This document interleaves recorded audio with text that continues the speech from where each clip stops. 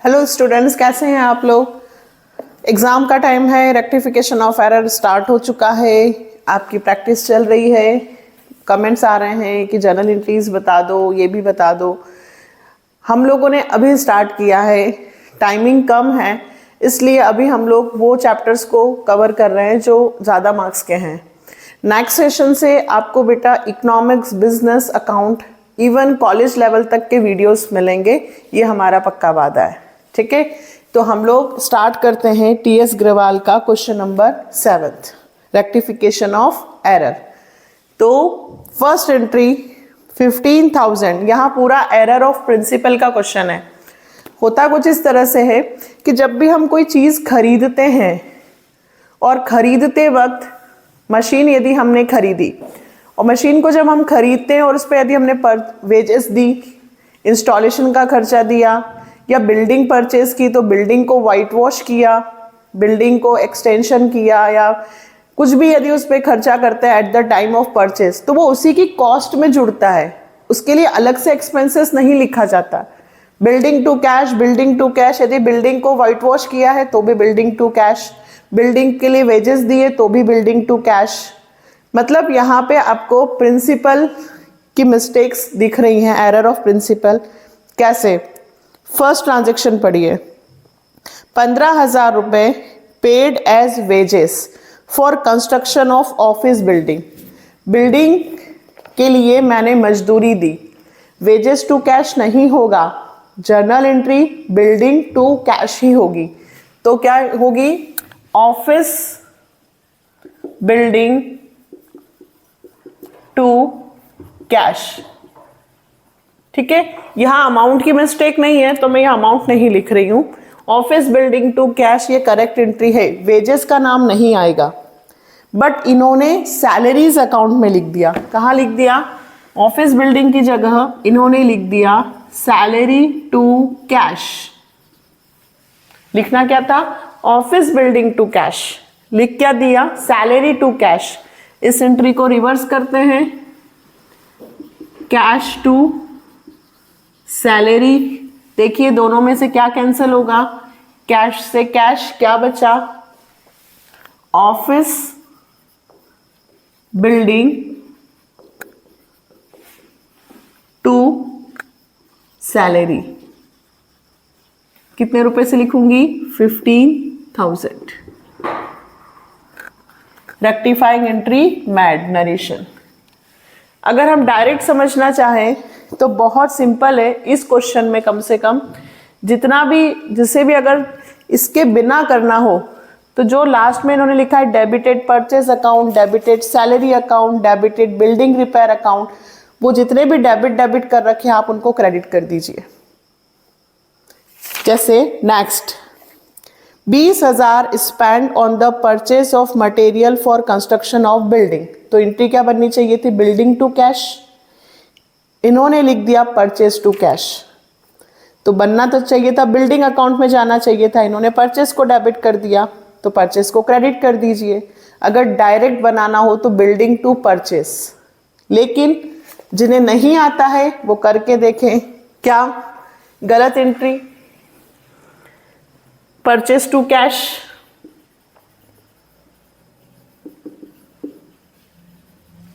लिखना किस में था? Building to cash. ठीक है, मटेरियल खरीदा बिल्डिंग के लिए तो एंट्री तो बिल्डिंग टू कैश ही बनेगी, पर मटेरियल खरीदा तो उन्होंने एंट्री लिख दी परचेज टू कैश। गलत कर दिया, इसको मैं रॉन्ग है, रिवर्स करूंगी, कैश टू परचेज। दोनों में क्या कैंसिल हो रहा है? क्या सिखाया है? डेबिट से क्रेडिट कैंसिल होगा, इस कैश से ये कैश क्या होगा? कैंसिल। क्या बचा? Building to purchase.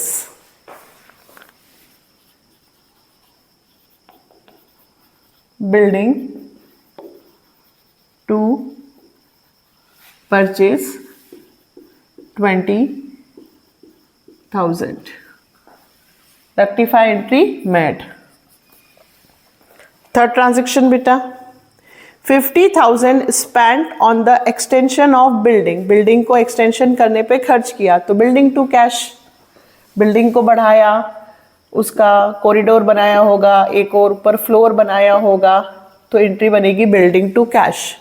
बट हमने बिल्डिंग रिपेयर अकाउंट में लिख दिया, हमने बिल्डिंग रिपेयर अकाउंट में लिख दिया। लिखना था बिल्डिंग टू कैश और गलत एंट्री क्या कर दी, बिल्डिंग रिपेयर टू कैश। तो इस एंट्री को अपोजिट करती हूं, कैश टू बिल्डिंग रिपेयर। क्या कैंसिल होगा, कैश से कैश, तो क्या बनेगा, बिल्डिंग अकाउंट डेबिट। ये आप लिख सकते हैं इसलिए मैं नहीं लिखती हूं, टू बिल्डिंग रिपेयर अकाउंट। कितने से बिल्डिंग रिपेयर करवाइए भाई, 50,000।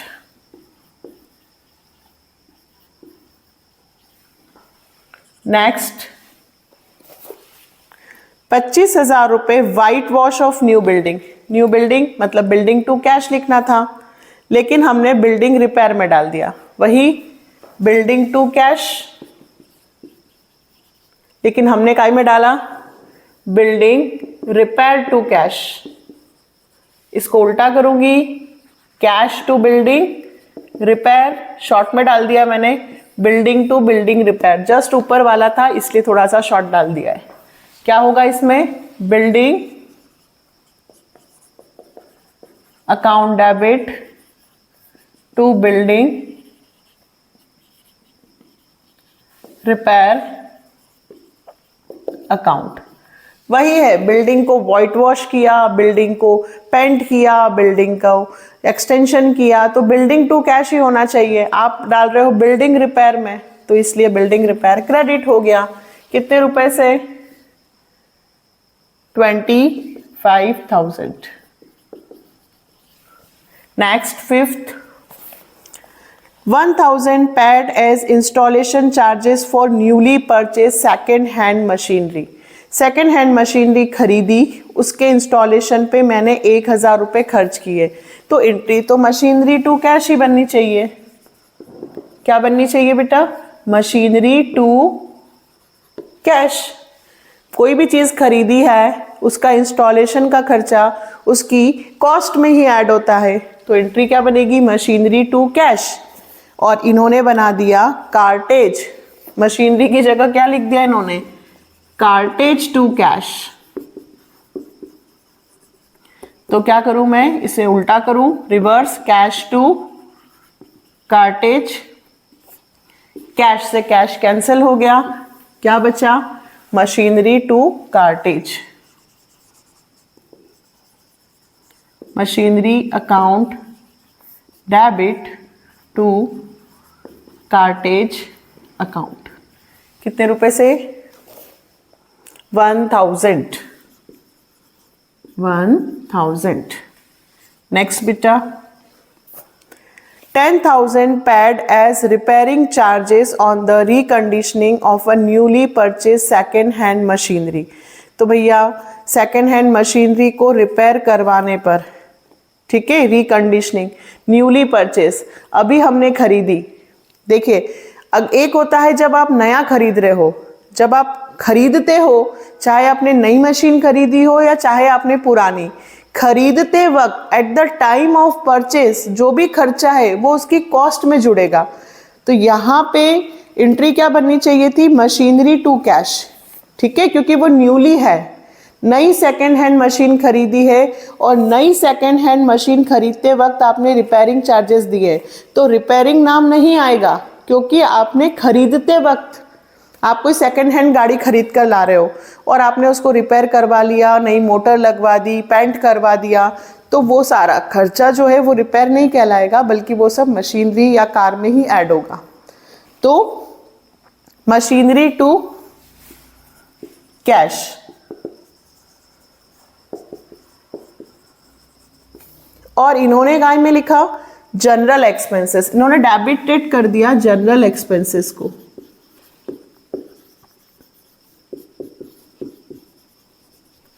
एंट्री को उल्टा करेंगे, रिवर्स करेंगे, cash to general expenses. Cash से कैश कैंसिल हुआ तो क्या बना बेटा, मशीनरी टू जनरल एक्सपेंसेस। कितने रुपए से, 10,000।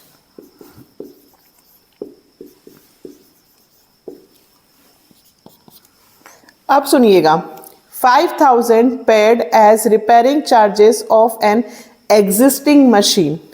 एग्जिस्टिंग मशीन मतलब वो मशीन जो आपके पास पहले से है, आपने खरीदी नहीं है। देखिए दोनों में डिफरेंस है। अब आपके पास मशीन ऑलरेडी है और आपने उस मशीन को रिपेयर करवाया, ठीक है। तो अब पुरानी मशीन जो आपके पास है, आपने खरीदी नहीं है, आपने 2-4 साल पहले उसको खरीदी थी और अब आप उसको रिपेयर करवा रहे हो, तो मशीनरी टू कैश नहीं होना चाहिए, बल्कि क्या होना चाहिए, रिपेयर टू कैश। क्योंकि ये नई मशीन नहीं खरीद रहे हो, पुरानी मशीन नहीं खरीद रहे हो, आपके पास पहले से खरीदी हुई मशीन है, एग्जिस्टिंग मशीन है। तो ये मशीन को यदि आप रिपेयर करवाते हो तो क्या आना चाहिए था, रिपेयर टू कैश। और यहां पर हमने रिपेयर की जगह मशीनरी टू कैश डाला है। क्या डाला हमने यहाँ पे, मशीनरी टू कैश। दोनों में अंतर समझ में आया। एक आप मशीन को खरीदते हो, चाहे नई मशीन हो या पुरानी, जब आपने खरीदा है at the time of purchase, तो आप जो भी खर्चा करोगे वहां पे उसकी कॉस्ट में ऐड होगा, वहां machinery to cash, machinery to cash, machinery to cash. लेकिन यदि पुरानी मशीन है जो आपके पास ऑलरेडी है, आपने खरीदी नहीं है अभी, और आप उस पर रिपेयर करते हो, तो रिपेयर टू कैश। और यहां पे उन्होंने लिखा मशीनरी टू कैश। तो कैश टू मशीनरी, कैश से कैश कैंसिल, क्या बचा बेटा, रिपेयर टू मशीनरी। कितने रुपए से, 5,000। Last, 10,000 paid by cheque for a printer. Printer के लिए मैंने चेक से पेमेंट किया, प्रिंटर खरीदा है, तो एंट्री बननी चाहिए थी प्रिंटर टू बैंक, क्योंकि पेमेंट कैसे किया मैंने, चेक से। प्रिंटर खरीदा तो एंट्री बनी प्रिंटर टू बैंक। लेकिन हमने लिख दिया ऑफिस एक्सपेंसेस, कैपिटल एक्सपेंडिचर को रेवेन्यू एक्सपेंडिचर में डाल दिया। कौन सा एरर है, error of principle. Office expenses to cash, entry को रिवर्स करेंगे, cash to office expenses, sorry cash की जगह यहां पे हम बैंक का यूज करेंगे क्योंकि हमने इधर बैंक लिखा है। Bank to office expenses, bank से बैंक कैंसिल होगा, तो लास्ट क्या बना है हमारा, प्रिंटर टू ऑफिस एक्सपेंसेस। इधर मैंने प्रिंटर का पेमेंट चेक से किया था तो बैंक ही आएगा। कितने रुपए से, 10,000।